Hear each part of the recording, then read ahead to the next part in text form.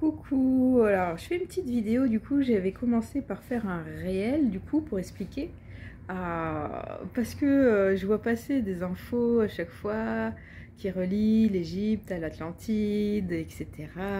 Limite les dieux égyptiens c'est les Atlantes qui ont construit l'Égypte et tous les bâtiments, etc.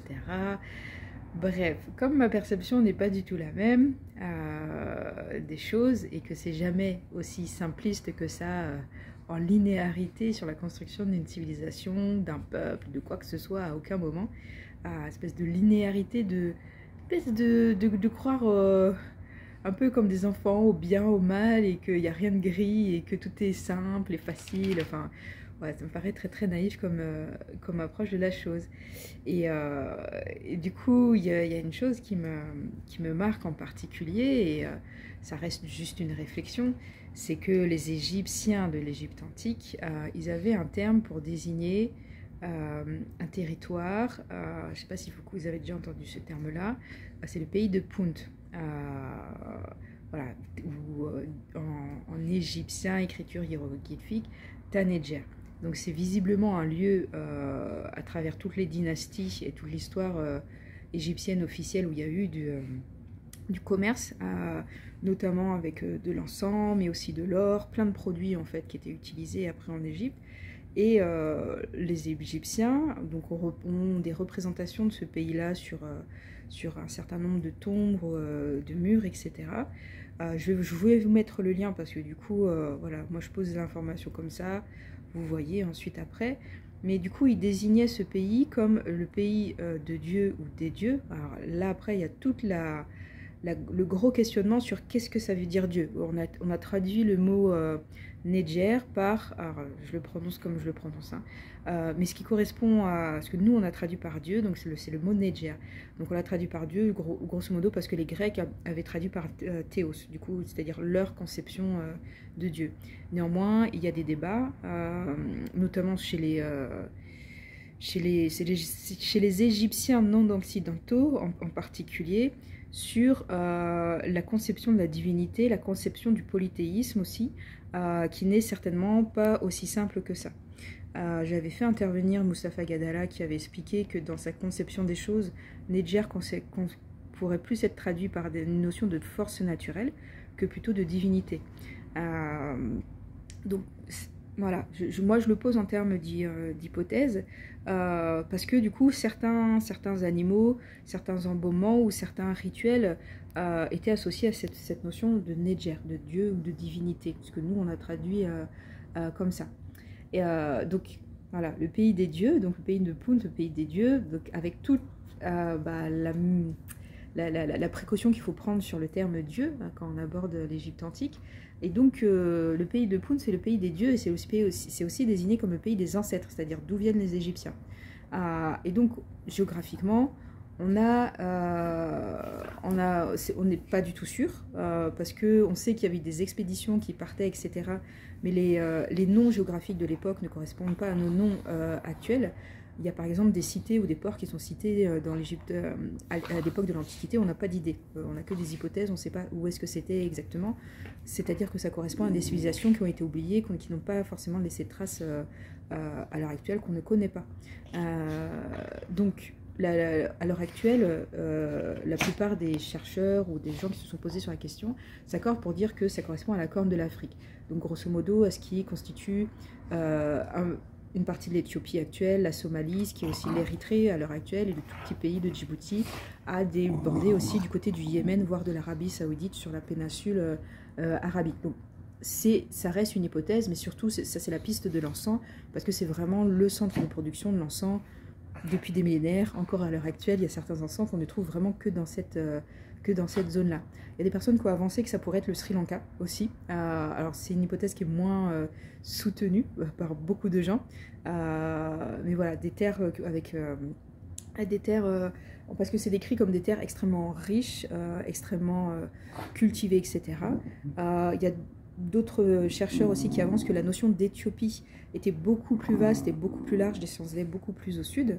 Il y a un autre élément, c'est qu'il n'y a pas très très longtemps au Soudan, il y a un archéologue français d'ailleurs qui a découvert une cité qui est aussi ancienne que l'Égypte antique et qui vraiment, a priori, a été contemporaine.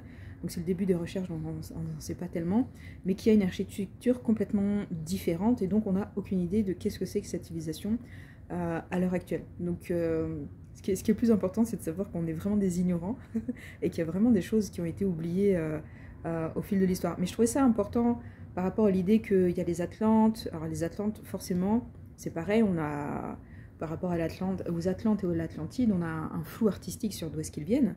En tout cas, on sait que c'est grosso modo vers l'ouest, du coup, très clairement. Et à l'ouest, pour les Égyptiens, c'était généralement désigné comme le pays des morts, du coup. Avec toute une notion de la résurrection, où est-ce qu'on retourne après, etc.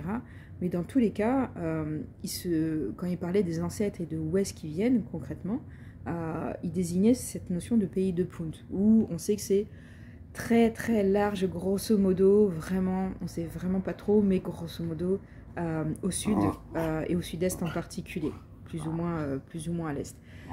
Donc voilà, je voulais partager un petit peu ça, je vais vous mettre les liens, parce que voilà, au-delà du petit message, faites la recherche. C'est quoi, quand on creuse le terme Nedjer, qu'est-ce que c'est? Est-ce que c'est réellement une divinité? Quand on veut rattacher ça à des personnages, si on prend tous les cultes traditionnels du monde qui utilisent des esprits, toutes les notions de chamanisme ou de tradition ancestrale, où il y a cette notion d'incorporer la médecine, l'énergie d'un animal, du coup on va représenter des choses peut-être anthropomorphes ou pas de manière complètement humaine. On n'est pas sur des notions où on va enfin, c'est pas des personnes en fait. Un dieu à tête de chien, pourquoi on verrait ça comme une personne alors que dans la plupart des traditions et des religions du monde, je vais utiliser le mot chamanisme, même si normalement les chamans c'est qu'en Sibérie, ont cette notion de vivre avec leur environnement, de vivre et d'honorer la médecine des animaux, de l'honorer en s'habillant, en honorant les esprits, en s'habillant de manière particulière, etc.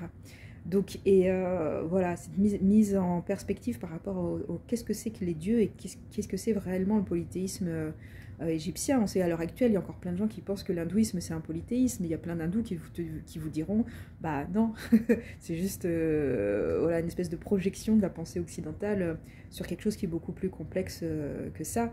Et donc aussi cette notion de pays de Punt, voilà, où les Égyptiens eux-mêmes disaient que leurs ancêtres étaient venus de là. Donc on est plus soit au sud-est de l'Afrique, dans la corne de l'Afrique, peut-être plus au sud dans l'Afrique, voire dans l'océan Indien ou l'Asie. Bon, à l'heure actuelle on dit plutôt la corne de l'Afrique, hein, mais bon, ça laisse, tant qu'on n'est pas sûr, ça laisse les portes ouvertes un petit peu, voilà, un petit peu de la spéculation et des hypothèses, et aux rêves aussi, bien entendu.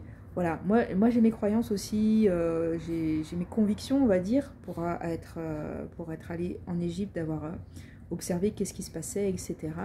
À mon sens, oui, les Atlantes y sont venus, sauf qu'il y avait déjà du monde avant les Atlantes sur cet espace-là, et les Atlantes n'ont pas forcément tout inventé, à mon sens. Voilà. En tous les cas, je dis toujours, ne me croyez pas sur parole. Moi, c'est la perspective que j'ai. Je pense que c'est forcément plus complexe. Moi, je perçois des anciennes civilisations, sauf qu'on n'a pas les mots parce que ces civilisations-là ont été un petit peu gommées, entre guillemets.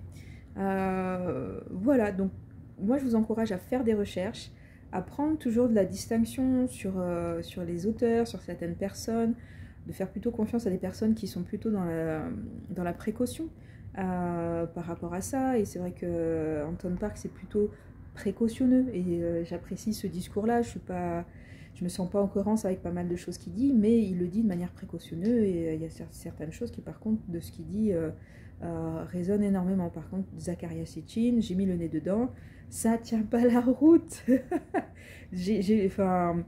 Parce qu'il y a plein de théories qui sont reprises par rapport à Zecharia Sitchin, voilà, qui a parlé de Nibiru, la troisième planète, les Anunnaki, toutes ces idées-là prennent leur source dans ses travaux à lui. Et vraiment, même sans être cultivé, sans avoir aucune base, sans avoir fait d'études, vous lisez le bouquin, c'est pas logique. ça saute du coq à l'âne à certains moments, ça déduit des conclusions avec des biais cognitifs très très forts et des biais culturels extrêmement forts. C'est extrêmement flagrant. Je dis pas qu'il n'y a rien de bon chez Zecharia Sitchin. Je sens vraiment quelqu'un qui était animé par ce qu'il faisait avec une certaine passion, etc. Mais voilà, il y a des choses à revoir. Moi, par exemple, j'ai lu Cheikh Anta Diop aussi, ou Cheikh Anta Diop, qui a plutôt, lui, développé une hypothèse comme quoi la civilisation égyptienne est plutôt émergente de l'Afrique, et peut-être plus de l'Afrique noire. Mais c'est pareil, sa théorie, elle est intéressante, certains liens qu'il fait, c'est intéressant, mais d'un point de vue argumentaire, il y a plein de choses qui ne tiennent pas la route. Et par rapport à ces hypothèses-là, il y a beaucoup de chercheurs qui se disent qu'il faudrait reprendre son travail, le reprendre avec des vraies bases, etc. Mais il y a encore personne qui a voulu s'attaquer à ce morceau-là parce que du coup, c'est un travail énorme qui demande d'être à cheval sur, de maîtriser plein de civilisations différentes et c'est très complexe. Voilà, donc c'était pour mettre tout ça un petit peu en perspective et c'est vrai que du coup, ça me paraît très européano-centré en fait, sur les projections qu'on fait, sur les analyses.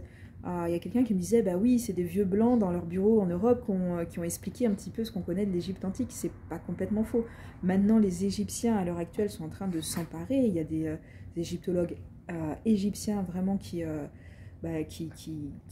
font force de savoir et de loi, enfin de connaissances en tout cas, en la matière. Mais il y a encore beaucoup de choses à découvrir. Il y a une forme de racisme qui est encore très présent. Les Égyptiens aiment bien dire qu'ils sont égyptiens et qu'ils ne sont pas noirs.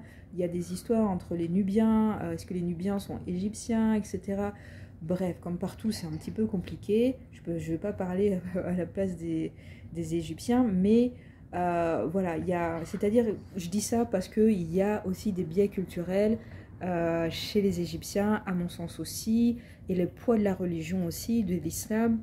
Dans la lecture de ce qui est avant l'islam aussi peut peser, de l'histoire et de la préhistoire avant que Mahomet arrive, voilà, peut être comment dire, un biais culturel, religieux et cognitif assez important. Donc une invitation à se renseigner, à se questionner, à faire attention quand les gens ils disent qu'ils savent tout et qu'ils sont omniscients.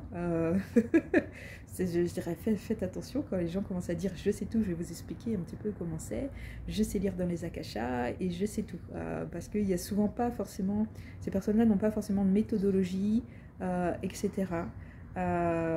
Voilà, il faut faire attention quand on pose des vérités générales sur des réalités qui sont extrêmement complexes, qui sont à cheval sur des continents, sur des peuples extrêmement divers et variés, sur des pensées qui ont tellement évolué, même à notre époque, on n'arrive pas à comprendre notre voisin, on n'arrive pas à comprendre le peuple d'à côté, en fait. Et du coup, quand on étudie des peuples qui ont vécu il y a 2000 ans, il y a 3000 ans, il y a 4000 ans, il y a 10 000 ans, moi je trouve qu'il y a des projections de malades qu'on fait sur ces espaces-là. Voilà, mais ce n'est que un avis personnel que je vous partage et qui j'espère quand même vous aidera à questionner les discours que vous entendez sur la question. Et je vous mets, si vous allez voir, je vais vous mettre des liens en anglais parce que c'est beaucoup mieux documenté en anglais sur internet pour trouver vraiment voilà, des informations sur ces choses-là, c'est-à-dire comment les Égyptiens, quels mots ont utilisé les Égyptiens, où est-ce qu'ils désignaient ce pays de Punt, voilà, etc. pour vraiment chercher sur les sources qui me paraissent intéressantes. Voilà, à bientôt!